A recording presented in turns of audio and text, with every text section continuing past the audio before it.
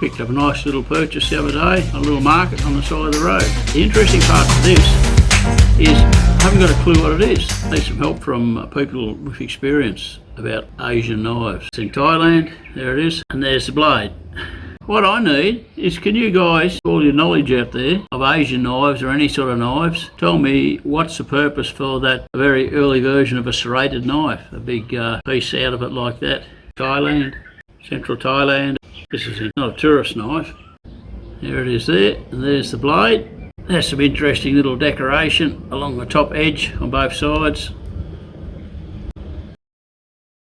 But of course it's got this, first thoughts was something's chipped out of there in a big way and they've just reground an edge on it. Being a rough knife, all the grind marks are still on it, they haven't polished it, and it doesn't appear that it's been chipped and that's been ground out. It's been made that way. Somebody's sat out, hammered away, a local blacksmith here somewhere has hammered away and made it to that shape by the look of the work on the blade. It's been made to that shape to serve a purpose. The look along the top of the blade here, the edges and that, it has had a bit of use, it's had a bit of a life. This part here's rusty, although that doesn't mean anything. Handle's held up well, got a ding in the top. You can just tell that it's a working knife. A lot of these type of knives come in from other countries, bordering countries. They may even be made here in Thailand. I want to do some research. I want to go and find out where the local village blacksmith is in my village where I am.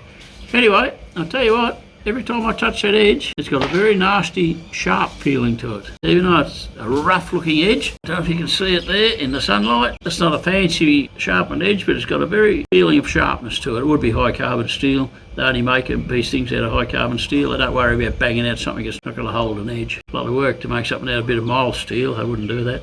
Picked up on the right side of the road. I need help, guys. Tell me what it is. Tell me what this is. I need help from you experts. I need help. I haven't got a clue what it is. Why does it have a big blade profile like that? It's not damaged.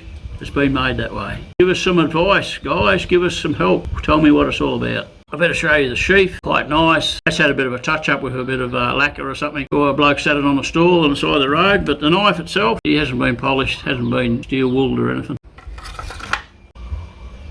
Somebody jokingly said it's a circumcision knife for an elephant. Who knows? I know that's not what it is. There's no other marks on it at all. There's no little marks here. It's just a village knife made in a blacksmith somewhere. I like it. I don't know what I could use it for. I like it. Saudi Cup, thank you very much. Having a closer look at the knife, I'm thinking now that the sheath has been made up and put on later. By the look of the rust marks on the handle, I would think that knife's been put in a crack or a crevice somewhere in a shed for a long time, and you can see the rust 3 inches down from where the handle ends and the rest of it, and then somebody's made up that sheath or converted a sheath from another knife to make it a sellable product. Now guys, I'm going to head around all the local markets. That's one of my interests, is knives. I'm going to head around the markets and see what I can find. I've seen swords, police ceremonial swords. I've seen ancient old swords. A lot of them are fakes, of course, and daggers and things like that. But I'm going to head around to all of the markets around the local area in the countryside here and see what sort of knives that the people are selling. So check out my channel, guys, and there'll be knife videos coming up. I will be concentrating more on knives and off-grid stuff in the future. Cheers, guys.